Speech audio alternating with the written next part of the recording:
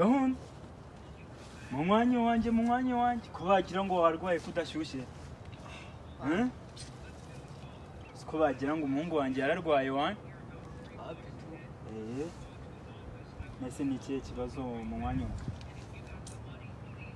shamani kavanta reka nkubwize ukuri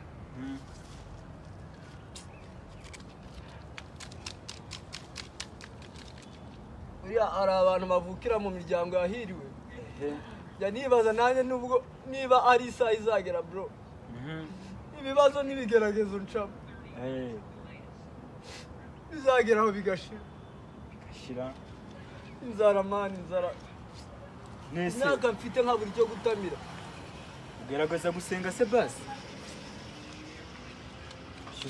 ujye usenga ibintu byose biva mu gusenga none se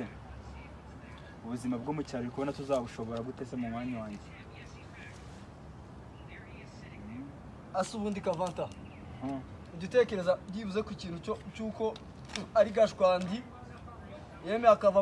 ahangaha aho iwacu urukumva mu cyaro bro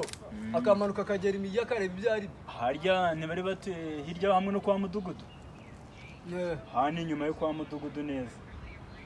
uzi inzu aherutse kuvugurira mama we ngo ni uko yagiye i Kigali none rero twe turacyamangamanga mu cyaro ubu gahunda si ukujya i Kigali buriya mani ese ubundi twabipanga ko mfite yo masenge ko ashobora kuzatubana mani nanone ibintu njyewe byo mu miryango ntabwo njya mbyumva bro ntabwo njya mbyumva kabisa ntabwo njya mbyumva mani weho njye twahacumbika twamara kuhacumbika iminsi 3 tukazaba turi gushaka kamari nawe yazaturangira umurongo ukuntu ibintu ariko mani egera hino nkubaze icara gato ubwira ijambo rya nyuma byibuze last ajya na advice byibuze ituruki wawe mani dore ni ukuvuga ngo narize ukwiga kwanjye narariwe byaranze bw'impamvu za minerval okay nta bintu byinshi noneho nkeneye yuko byibuze nagira opportunity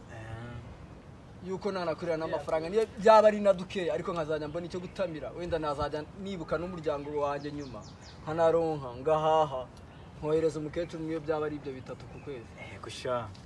cyose si igitekerezo mwana buriya hari n'ukuntu twagera mu mujyi wa Kigali umuntu akagira amahirwe agahura n'umugira neza zikarya reka dupanga ngo tuzagendeje tike nanone rero ndumva subwo